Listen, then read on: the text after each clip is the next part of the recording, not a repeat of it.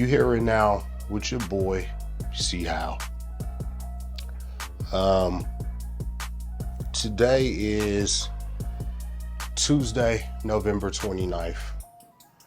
Couple weeks after the election, Donald Trump won.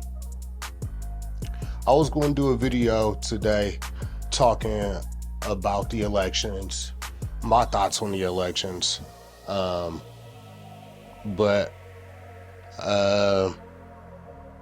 my girl hit me up. I had told her yesterday that, my thoughts about today and about doing a video about the elections, and I usually run it by her, some of my topics or whatever, what I'm thinking about doing, stuff like that. And, she expressed her thoughts with me, and I had already kind of had some thoughts on it as well. And I decided that with the current state of everything and, just with how sensitive everything is right now, just be better not to talk about the elections in regards to how I was going to talk to them. And more importantly, I'm going to talk about them in this regard. The elections were very divisive this year. Whether your candidate won or lost, it is what it is. More importantly, some of the stuff I'm seeing after the elections is where I have my issue. You shouldn't lose friends or family over the elections. The people that you love and that you care about, you shouldn't lose these people over who you voted for. I saw something on The View where Sonny Holston said that it's okay to not hang out with your family members over the holidays because of because of who they chose to vote for. And I cannot disagree with that any stronger.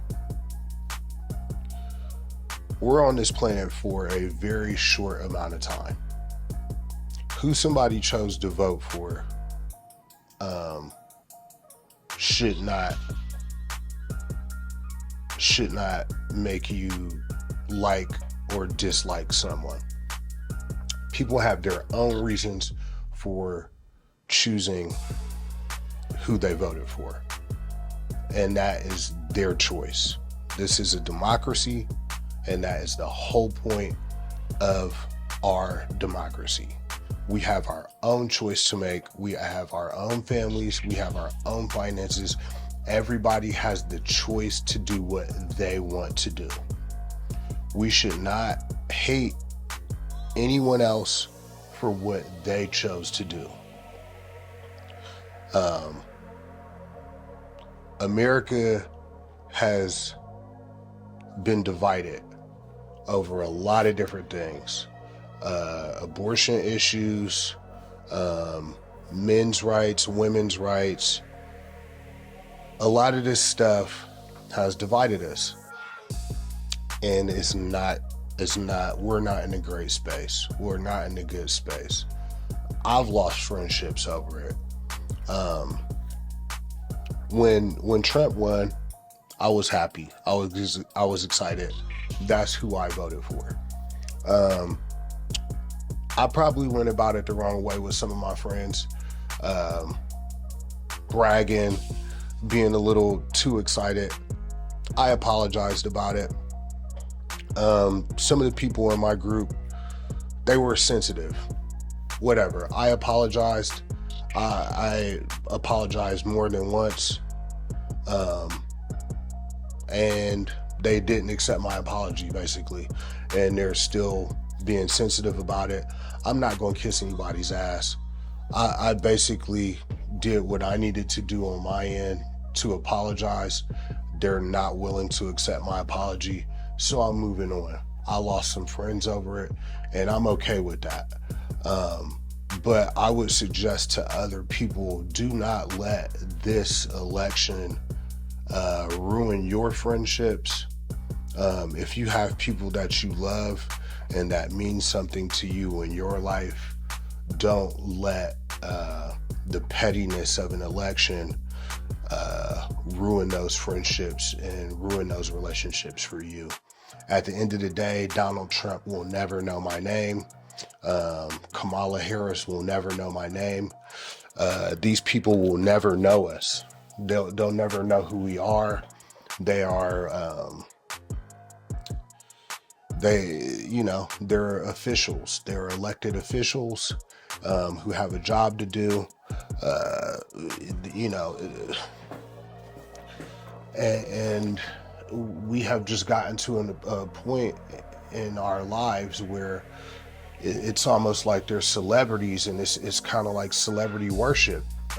And we've just let all of this kind of just wrap us up into a frenzy where we're so worried about these people that we let that overtake our everyday lives, and we start to lose grasp of what's around us. And the people that are around me are more important than anything else. And I hope that everybody out there also feels the same way. So again, with that in mind, love the people around you, hold the people around you, and keep that in mind. I mean, if you're happy that Trump won, you can be happy, you can celebrate, but do it respectfully. If Kamala lost and you were voting for Kamala and your friends are happy that Trump won, let them celebrate. Understand that they're happy. Don't be in a pissy mood. It is what it is.